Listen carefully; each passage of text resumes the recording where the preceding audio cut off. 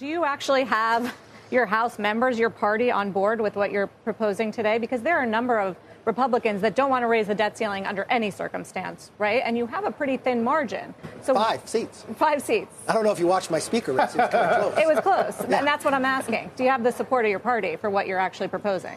You know what? I think I have support of America because I'll get the party behind it. But more importantly, what is wrong with sitting down on both sides and finding a responsible, reasonable way? I mean, who in America wants to continue down this path where we spend more than we bring in, that we're leveraging our children's future, that we're creating inflation, that the disruption that's happening today, our own allies are going to China, there's an attack on the dollar. And you know what? What Brazil and these other countries do won't knock the dollar off the world currency. It's what we do. If we continue to have a debt at 120%, we will crumble. So what I'm standing up for is the future of this country. And this is the time, this is the place, and this is the moment. And everybody can have a say in it.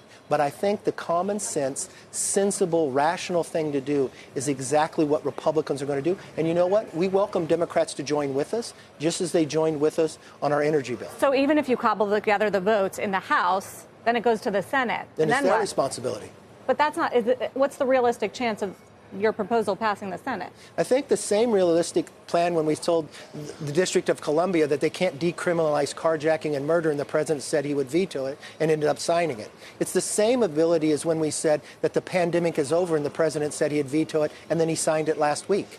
So if I try everything just based upon what's the opportunity, I shouldn't have to worry about that. I should stand up for the American public, work within Congress, and send it to the Senate. Now, it's not my fault if they don't do their job. I haven't seen them do much this year. I'd like them to. And think about it. A debt ceiling is like giving your child a credit card, and they charge the limit all the way up.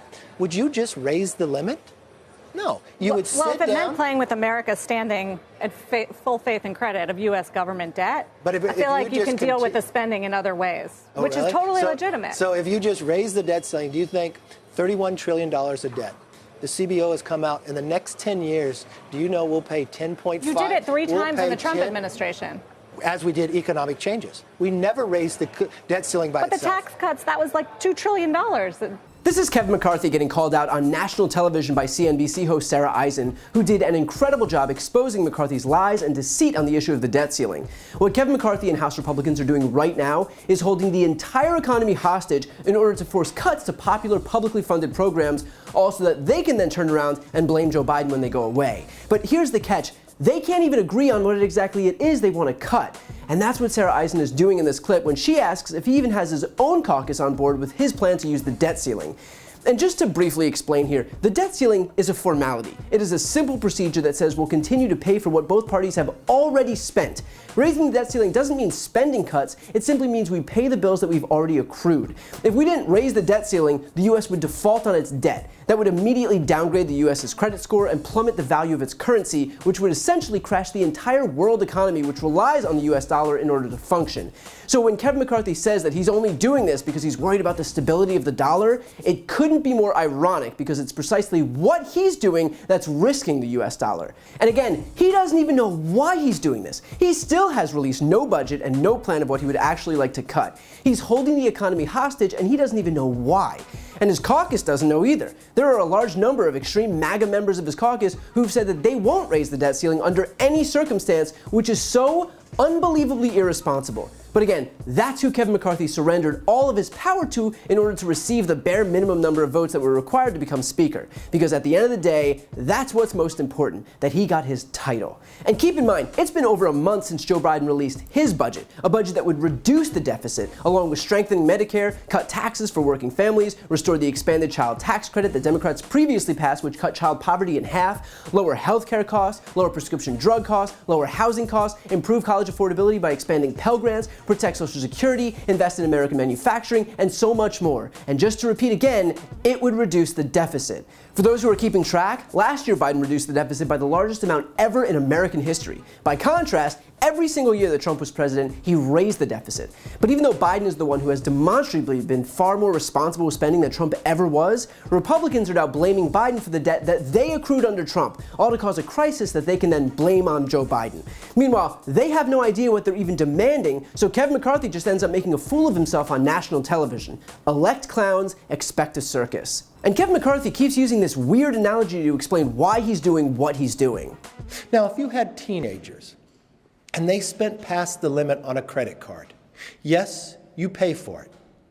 But, now this is important, you don't allow their bad spending habits to continue.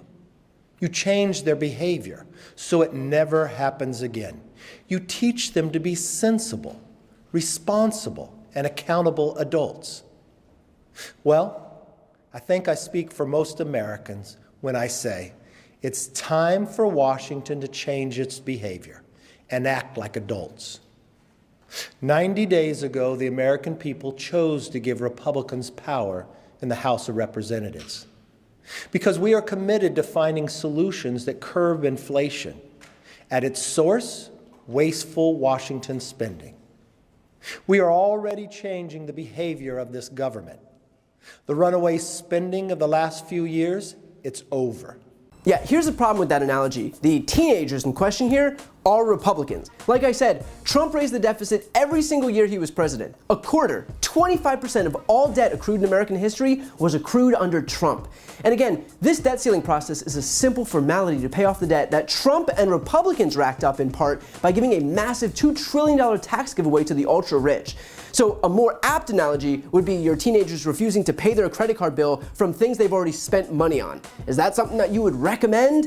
Didn't think so. So what Kevin McCarthy is doing is what Republicans always do. They blame Democrats for the mess that they create. Republicans constantly preach about jobs, while there hasn't been a single Republican president in my entire lifetime who's created more jobs than a Democratic president. They rack up massive debts, they crash the economy, they try to cut programs like Social Security and Medicare, and then they blame Democrats who have to come in and clean up their mess. And that is exactly what's happening here. The GOP is the party of chaos and extremism. That is what they thrive on, because then they can turn around and tell their voters, see, we told you government doesn't work, so vote for us. What they don't tell you is that they'll keep destroying it by enriching their wealthy donors. And that is what Kevin McCarthy is trying so desperately to do here. He wants to cause chaos, and he doesn't care if it makes him look wildly hypocritical. Hell, the chaos is a boon to him because he's owned by MAGA extremists like Marjorie Taylor Greene and Matt Gaetz who thrive off of it. So if you're among those people who doesn't think that we should sink the global economy all for a quick thrill for a party that traffics in mayhem, then just know that this is what happens when Republicans are given power. Before you go, a quick announcement. I've started a Spanish YouTube channel. Democrats desperately need to be able to appeal to Spanish-speaking audiences, so this is me doing my part. To help that channel get going in the algorithm so that we can finally start spreading our progressive message and breaking the conservative stranglehold on Spanish-speaking media, please subscribe and watch a few videos. The link to that channel, called Brian Tyler Cohen Espanol, is right here on this screen. And of course, to see more of my content in English, make sure to subscribe to this channel as well. The link is also right here on this screen. Thanks so much for watching.